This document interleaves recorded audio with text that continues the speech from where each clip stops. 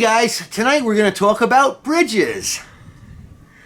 I know most of you people out there don't really put too much thought into the bridge of your guitar. I mean, it's the thing, basically that the strings go through, and it's the thing that holds the string up, and it's the way you adjust the string height and pretty much the action of your guitar.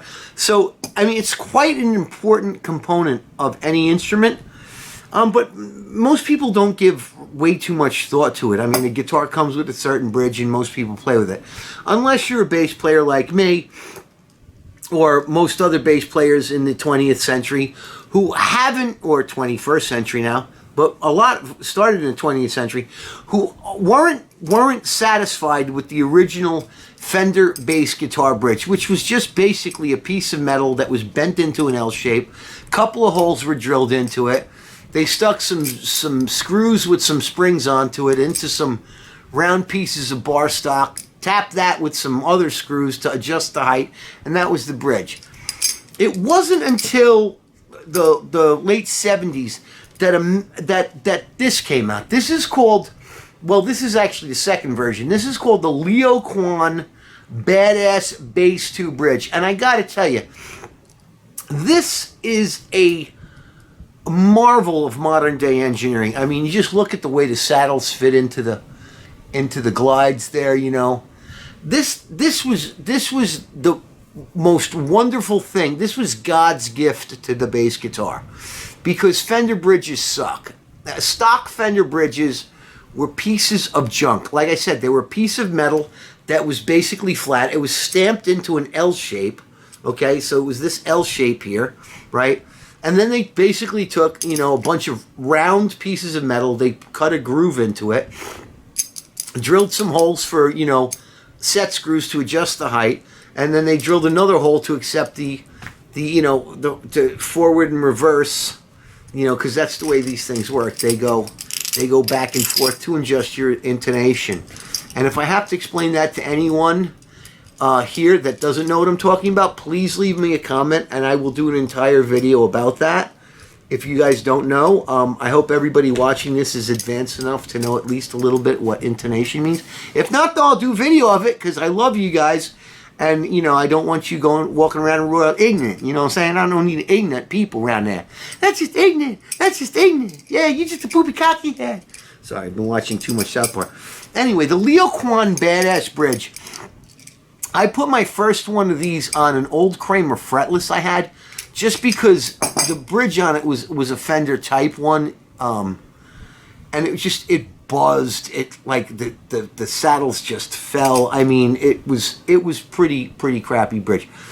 And I should have put a badass bass one, the original one, because some of them basses is drilled for 5 holes, and this is the standard 5-hole setup, and it's got the five holes that drill into the bottom. And some of my basses had 3 holes because the old Fender style only had 3 bolts, and the Kramer bass I had only had 3. Wasn't a big deal. I just had to shoot a couple extra holes into the bass, cutting the intonation. I gotta tell you a thing.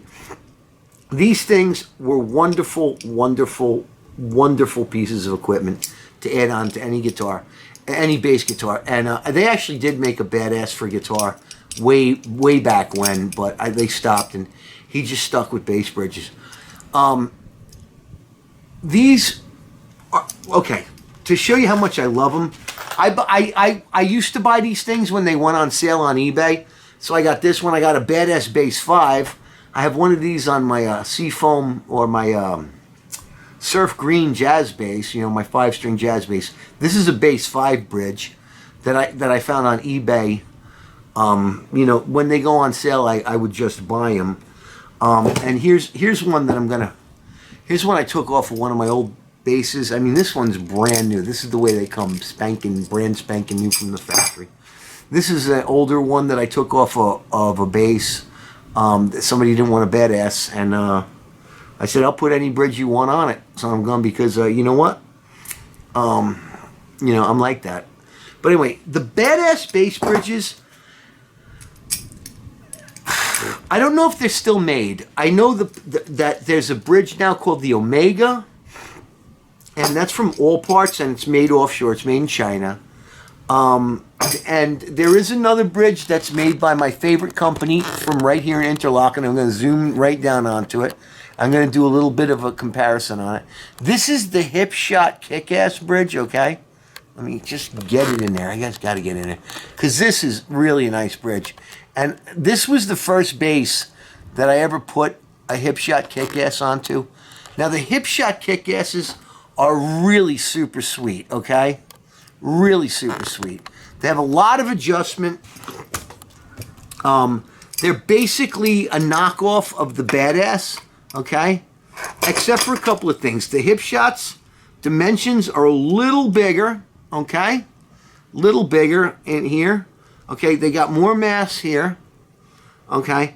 And the thing about the Hip Shots is the Leo Quans, if you take the screw and you screw it in as far as you can, it goes all the way through the saddle. Okay? Well, I'll show you on this one. They go all the way through the saddle, okay? The Hip Shots don't. And if you need to move your saddle more rearward, they actually give you different sets of screws. They give you shorter screws or longer screws so you can actually adjust your intonation. So you don't have the total play that you do with this. I mean, with these you can get it as far back as the spring will let you, or you can get it as far ahead as you want it. So this bridge actually gives you about 1.5 inches to do intonation on it, where these, the screws, I think they're a 1/2 inch different in length. So if you get it back so far, like this one's almost as far back as it can go, okay? You would have, if you wanted to go back any further, you'd either have to cut the spring and get a shorter screw, and you know, or if you wanted to go further and this screw wasn't long enough, like this one has a longer screw in it. So that's the difference. The dimensions are slightly different. So I guess that Josh and his dad aren't getting, everybody knows how much I love Hip Shot, okay?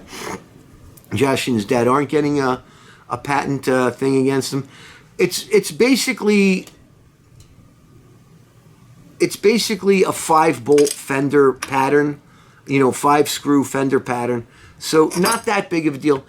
I bought a lot of these when they go on, like I said, when these go on sale, you can find the Badass bridges on, well, you could find them for like $55. I can't find them anymore, and that's because, okay, the curious case of Leo Quan, okay? We're gonna do a little bit of a story time right now, okay? So bear with me.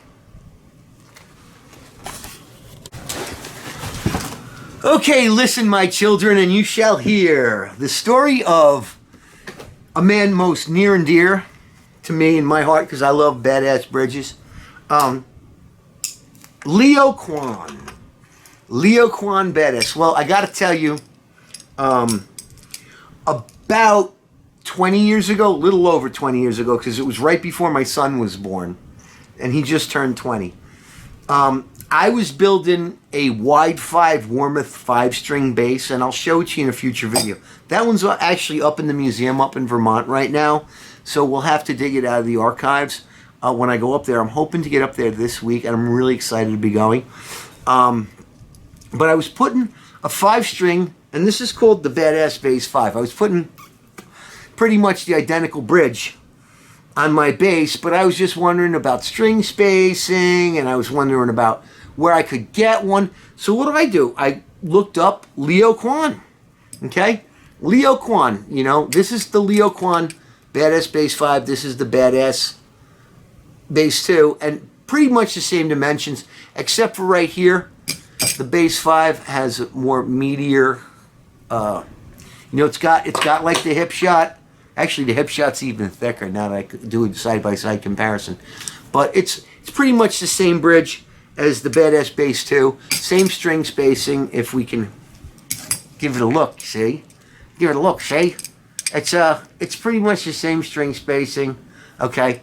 And that's what the wide 5 was. It was a bass neck that had Fender Precision Bass string spacing across the nut and all 5 strings, which was great for me, because when I started learning the 5-string, you know, it really helped because I didn't have to adjust my fingering because I was still playing with the same string spacing as my 4-string precisions, which now that I use the Music Man, after 20 years I figured it out. You know, it took me a while, but anyway. So, the curious case of Leo Quan. Guys, yes, Virginia, there is a Santa, but no, guys, there is no Leo Quan. Leo Quan did not exist. Okay? From what I got from the guy I talked to at Leo Quan, whose name was Glen Quan. Glen Quan told me a funny story. Okay? When Leo Quan Badass Bridges came out, there was no Leo Quan. It was like a 17-year-old kid in a machine shop who was Glen Quan. Now, this is a story this guy, Glen Quan, on the phone told me, okay? Glenn had a machine shop, and he made bridges. But I guess nobody would take him seriously, so he made up this name Leo, and there you go. Now, I talked to Glenn, and I thought it was recently, but it was actually 20 years ago, when I bought the one for my blue 5-string, which I'll show you in another video. I've actually got 2 wide 5s up in Vermont that are in the museum at this point. And I wanted one of these. And he says, well, you know, I can get you one. And why don't you send me a postal money order for $59? And I was like, okay. And I was like, I sent it to the address. And you know what?